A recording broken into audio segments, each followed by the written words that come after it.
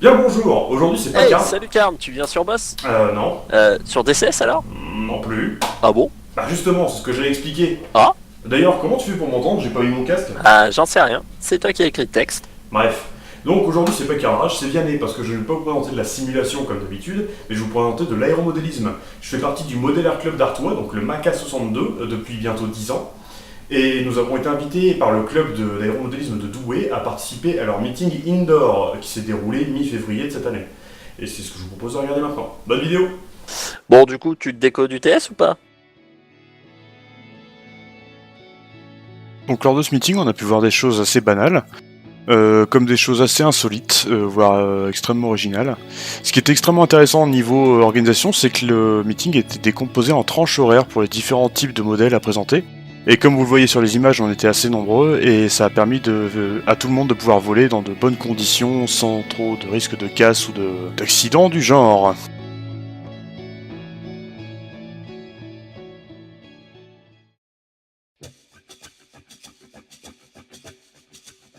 Donc première catégorie que je vais vous présenter, les maquettes qui étaient présentes sur le meeting. Donc on avait des tranches horaires d'un quart d'heure pour les maquettes, avec un peu de tout. On avait comme ici de l'avion de la Première Guerre mondiale, donc du Fokker DR-1 que vous pouvez retrouver dans Rise of Flight notamment, ainsi que des Stamp, des Stearman, des Barons en voiture, voilà. Et cet appareil assez étrange, vous connaissez peut-être pas, qui est un pouls du ciel, ou du moins quelque chose qui ressemble à un pouls du ciel.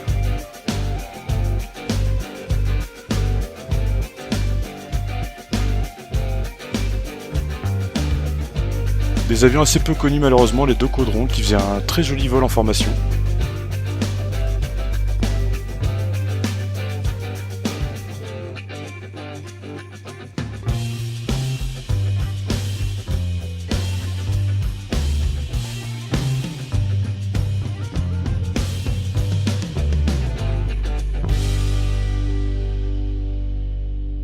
Alors pour ma part, au niveau maquette, j'ai essayé d'aligner une machine. Un très joli petit Polikarpov I-15, fidèle au front russe. Mais le problème c'est que cette machine est petite et assez lourde pour sa taille et a du coup un vol assez tendu, voire extrêmement balourd on va dire. Et les murs se rapprochent très vite.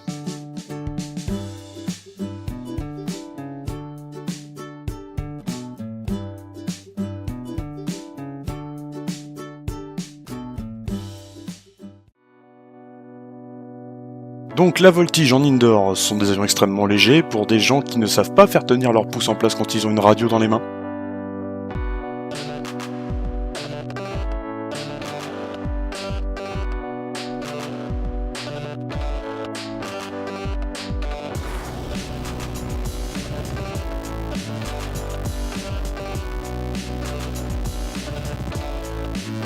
À tous les novices qui rêvent de faire ce genre de choses, sachez qu'il faut quand même pas mal d'entraînement pour maîtriser un appareil aussi bien que ça, et être aussi précis surtout, et éviter les collisions en vol. Quand on est autant à faire n'importe quoi dans une salle, c'est assez complexe, ça demande des bons réflexes.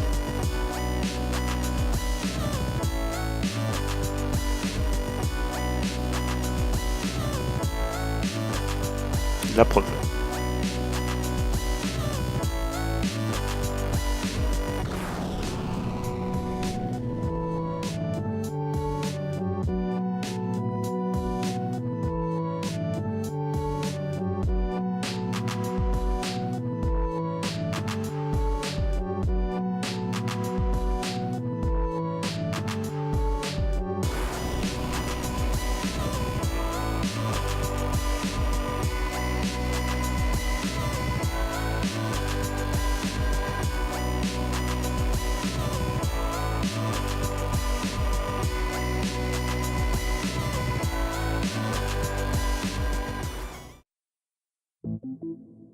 La catégorie OVNI va regrouper en fait tous les appareils un peu loufoques, un peu bizarres, des espèces d'évolutions de choses ou des créations complètement ahurissantes qui reprennent notamment souvent des objets du quotidien.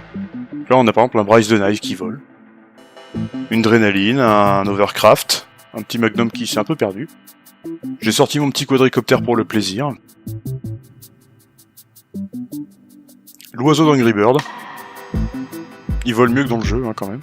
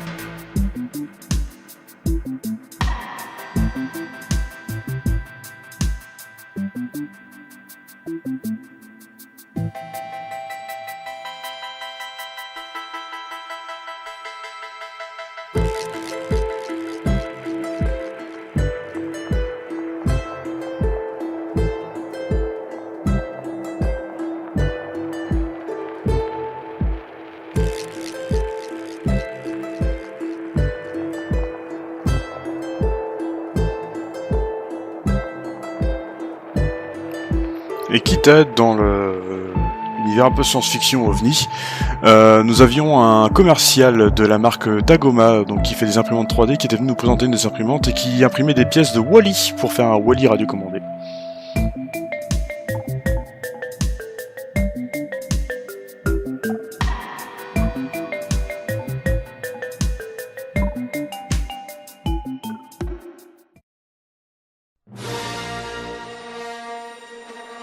Le meilleur représentant de la catégorie OVNI qui était présent sur le meeting, c'est sûrement le tas de ferraille le plus rapide de la galaxie, j'ai nommé le Faucon Millennium.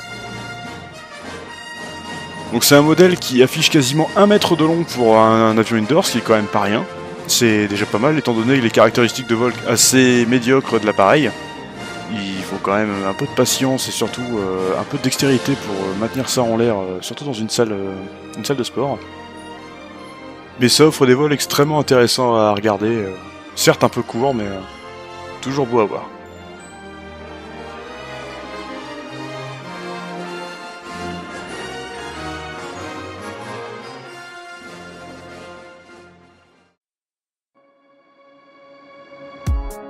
Les représentants les plus nombreux pour les meetings indoor en général, maintenant, ce sont ces appareils-là, donc les Polyclubs, les mini Polyclubs et les Magnum, ce qui sont des avions extrêmement simples et extrêmement simples à mettre en œuvre surtout.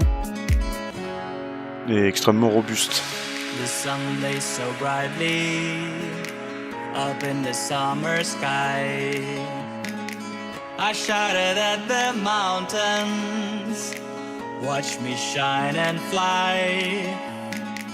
But then cracked the thunder and the heavens cried. Bon après c'est des avions qui savent surtout faire des ronds dans une salle, donc ça devient vite lassant.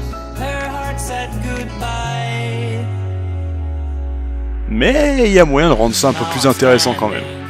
Et quitte à être beaucoup en l'air, autant jouer un peu.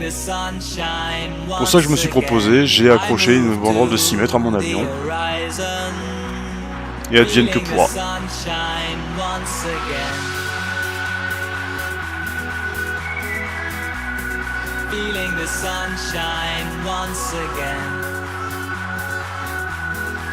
Il faut croire que l'idée a plu parce que ça a assez rapidement ramené pas mal de monde en vol.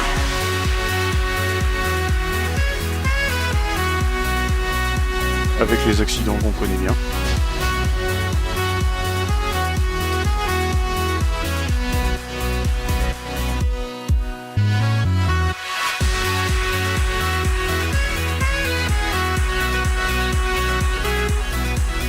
Bon, en étant le seul à porter une banderole, je savais très bien que j'étais une cible facile et surtout que j'étais la seule cible présente.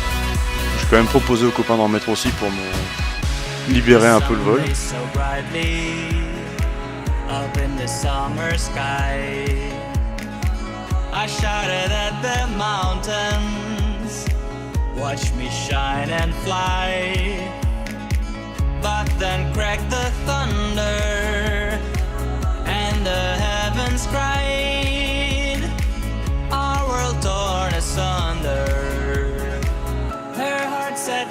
Quitte à rester dans les jeux aériens, le plus connu est la course au pylône, hein, évidemment, et l'organisation en avait prévu pendant le meeting, en plusieurs manches.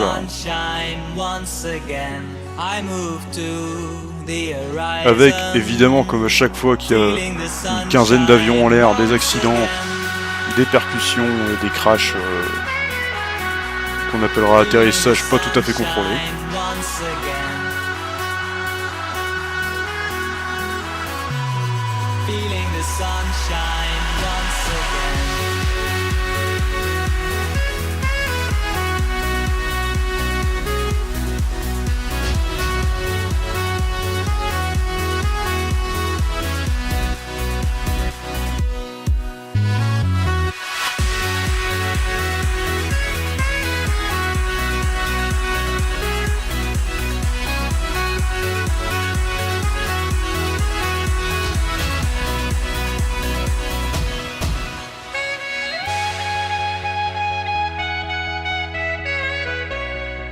Heureusement, ça fait pas mal.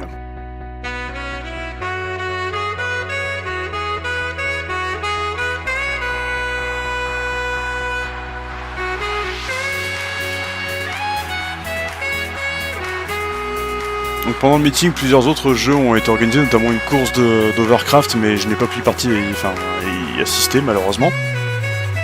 Donc je vous montre le peu d'images que j'ai d'Overcraft, désolé. Ainsi qu'un concours d'atterrissage de précision auquel j'ai pas pu assister notamment.